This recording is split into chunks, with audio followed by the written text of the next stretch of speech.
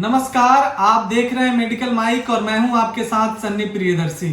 अभी हमारे साथ हैं शहर के जाने माने neuropsychiatrist doctor Rakesh Kumar sir. बहुत बहुत स्वागत है सर आपका मेडिकल माइक में। धन्यवाद सर, आज हम ये जानना चाहेंगे कि ये मिर्गी की समस्या क्या होती है और ये किन कारणों से होता है। सबसे पहले तो ये आप लोगों को जानना चाहिए कि मिर्गी जो है, जिसको एपिलेप्सी इंग्लिश में बोलते हैं या सीजर डिसऑर्डर बोलते हैं, मानसिक तंत्रिका तंत्र में अचानक से वेव्स का एक साथ उत्पन्न होना, इसी को मिर्गी बोलते हैं। ये बहुत दो तरह का होता है। इसको कैटेगरी में अगर बांटिएगा तो primary epilepsy and secondary epilepsy. Primary epilepsy कहने का मतलब ये हो गया कि इसमें किसी तरह का कोई ब्रेन में एब्नॉर्मलिटीज आपको नहीं मिलेगा। दूसरा हो जाए तो सेकेंडरी हो गया कि ब्रेन ट्यूमर के चलते या ब्रेन में किसी फीता कृमि का कीड़ा, जिसको न्यूरोसिस्टिक सर्कोसिस बोलते हैं, या टीबी का हो जाना, ब्रेन टीबी जिसमें कि ट्यूबरकुलोमा का गांठ पड़ जाना, उसके चलते, या आपको ब्रेन में खून का थक्का जम जाना। तो इन सब चीज़ों के चलते अगर होता है तो इसको हम लोग सेकेंडरी एपिलेप्सी बोलते हैं। दूसरा होता है कुछ एक होता है कि हम लोग का जनरलाइज एपिलेप्सी, दूसरा होता है फोकल एपिलेप्सी। फोकल एपिलेप्सी कहने का मतलब पर्टिकुलर एक पार्ट को इन्वॉल्व करना। दूसरा होता है जनरलाइज, मैंने कि पूरे बॉडी को इन्वॉल्व करना।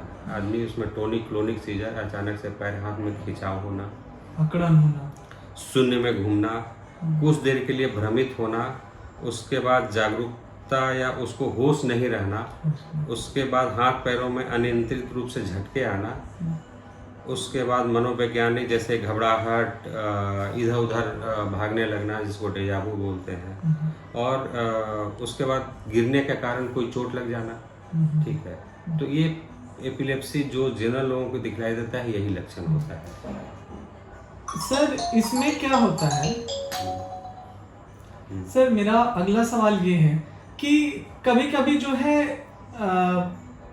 लोगों को जो है दिन में 1-2 दौरे आते हैं, कभी कभी किन्हीं को 3-4 बार भी आते हैं, लेकिन ये कब माना जाए कि किसी व्यक्ति को मिर्गी है?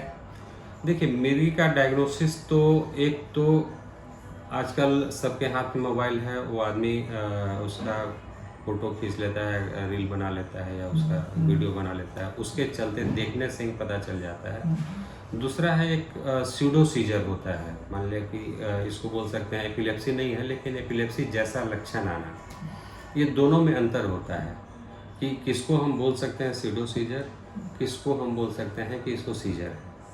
तो ये एपिलेप्सी देखने से ही पता चलता है या उसका कुछ जांच है, जैसे ईईजी करवाना, फिर उसके पूरे लक्षण को डिटेल में पढ़ना या लोगों से बातचीत करके क्या हुआ था उस समय, तो ये डायग्नोसिस के लिए बहुत इम्पोर्टेंट होता है।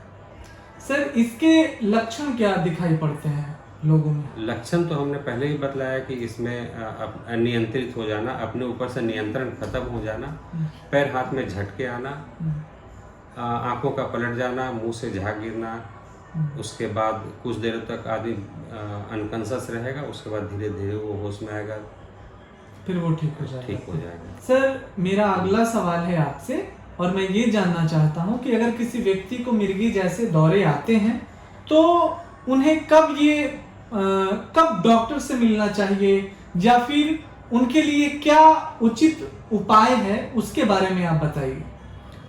आदमी को पहला झटका अगर आ जा रहा है, एपिलेप्सी का दौरा आ जा रहा है, तुरंत डॉक्टर से मिलना चाहिए।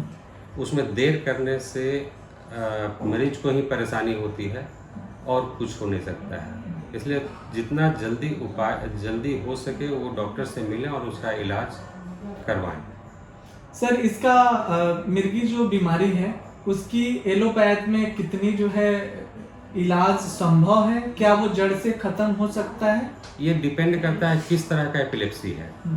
50% केसेज में एपिलेप्सी 2 से 3 साल तक ट्रीटमेंट चलने के बाद ठीक हो जाता है, लेकिन बाकी 50% में हो सकता है कि उनको, कुछ लोगों को 1 दवा से कंट्रोल रहे, किसी को 2 दवा से कंट्रोल रहे, या कुछ 10% केसेज में रेजिस्टेंट एपिलेप्सी भी होता है, जिसको कि 2 से 3 दवाओं के बावजूद भी कंट्रोल नहीं होता है। बहुत बहुत धन्यवाद सर आपका मेडिकल माइक में जुड़ने के लिए।